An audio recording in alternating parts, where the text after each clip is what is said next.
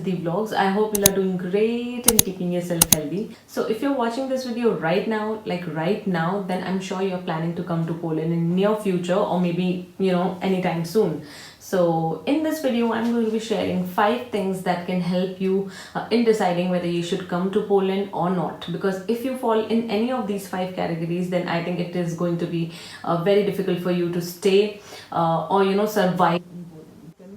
Channel, consider subscribing to my channel. If you're old here, keep supporting and keep watching my videos. So let's get started.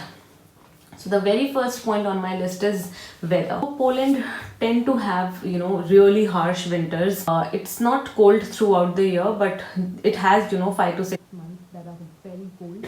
So if you're somebody who doesn't like cold, who doesn't like to decked up in clothes and move out, and you can't you get cold and cough and all those things very easily in winter season, then I think you should rethink about your decision to come here and settle, because winters are really cold here. I mean, this year, if you talk about 2021, Poland has also seen a minus 25 in some areas. If you talk about summers, so summers are also here, not very hot. I mean, in the daytime, the temperature goes up till 33, 32, but at night it can come down to 15 or 12. So you can't be, rest assured that, okay, it's summertime, so you don't get to see winter days or cold days. You could see those days in summers also at night, not in the daytime.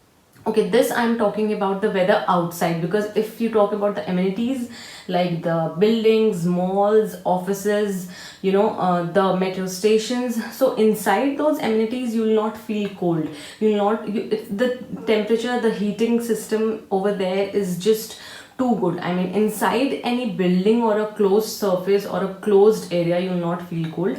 But as soon as you step out, yeah, it is extremely cold. And if you're somebody who's allergic to winters, who's allergic and who's not so strong, who can battle with the winters here, so I think rethink about your decision. Second is over dependence on house helps. So if you're somebody who's overly dependent, like you can't do without the maids not coming at home, you can't do without you just can't do anything on your own. Basically, if you can't cook anything on your own, if you can't do the laundry, if you can't do the dishes on your own, then I think this is definitely the time for you to think because as soon as you land here in Poland or in any of the EU countries, the labor is not cheap here. So you'll not get anybody who's cooking for you or doing your dishes, your laundry at a very cheaper rate. Either you learn while you're already in your motherland, you're already staying there and you're preparing yourself to move to some other country, then I think this is the time for you to prepare and get some cooking lessons, how to organize your home, how to do the dishes, how to do the mopping, dusting and everything, so it will only help you once you reach here.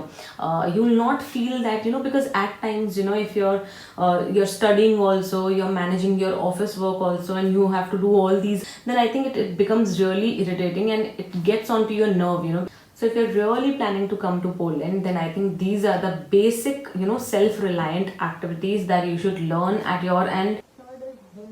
Now, if you're somebody who just can't stay away from your family, from your neighborhood, then I think you should rethink about your decision, because it's very easy to say that I want to go there and study, I would like to make my future there and something like that. It's very easy to say that while you're sitting with your family in your house, but it's a completely different story and it's a completely game when you actually come there and stay all by yourself and manage all the things on your own. So if you're somebody who have not ever tried to stay away from the family for a very long period of time, I think that's the one thing you should do first. Go for 2 weeks somewhere, manage your things on your own and see how it's going, how your mind, your body is reacting to these changes. Because if it's not reacting in a positive way, that it is there are chances that you might fail to survive here or stay here as you must have planned, and you feel all the more homesick when you don't see anybody around, when you don't see anybody to talk to, when you don't see anybody to gel with. So that's the time when you feel most low, or that's the time when you feel the most homesick. So to avoid that feeling, to avoid that kind of emotion, I think it's very important that you plan beforehand. I mean, you can't plan everything, but this is something that you know that you might have to face for the rest of your life, or maybe for the coming 2 years, 3 years. So it's better that you anticipate the changes, the kind of differences that are going to come in your life. So it'll be beneficial for you to have a very smooth stay in Poland. Learn Polish. Learn some basic phrases of Polish, like how to greet, how to say good morning, saying thank you, shop, like basic vocabulary of the vegetables or the fruits. It will be very good for you if you learn them beforehand. Because as soon as you land here, you come here, if you go to the local grocery stores or the local stores for buying vegetables and everything, the very few people, who speak English, and with them you have to communicate in Polish only. So it's better you learn basic vocabulary of fruits, vegetables, the household appliances, what to call a bulb in Polish language, what to call a lighter in Polish. So these are the things that you can learn beforehand. Just brush up your Polish skills a little bit, so that when you land here, you are not completely alien and you're not feeling like, oh my god, I don't know anything, oh my god, I don't I can't read anything. So if you're already prepared, if you're already like 100 words in your in your repertoire, then I think it's going to help you in surviving here in Poland and in managing your things. So, and then as and when you're as per your needs, you can join a course maybe in Poland. Believe me, Polish is one of the most difficult language to learn, and I have been personally trying since I think 2 months, and I get so confused, maybe because I'm not devoting much time to it, maybe I'm not practicing much, maybe it could be because of that, but it is definitely one of the most difficult language I have seen in my life by far. So if you can learn it, if you can learn the Polish language fluently, then you can come here, then it's a thumbs up for you, and you'll be good to go. Fifth point, it's actually very funny, and it's definitely not the criteria of choosing as to why you should not come to Poland, but in my list it is.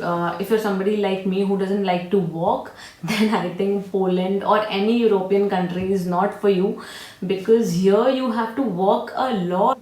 I mean, that is basically a good factor also, because that keeps you healthy, that keeps you fit. But if you have an infant, if you have a toddler with you, then it's a hell. You have fluent, well connected trams, metros, buses here, but you don't have the the like the auto rickshaws, don't have some local street transport, if I can call it. I mean, definitely you have the option of going from one point to point B through cycles or the e-bikes, but they also have their stations. It's not necessary that all the metro stations or all the tram stations have the cycle or bike stands with them.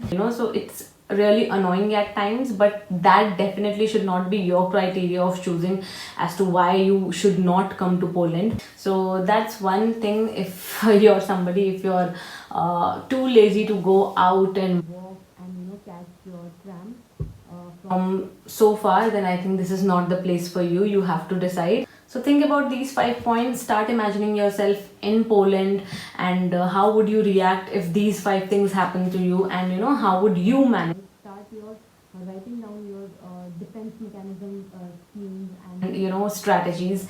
Then you'll be better placed and judged to as to whether you'll be able to survive here or not.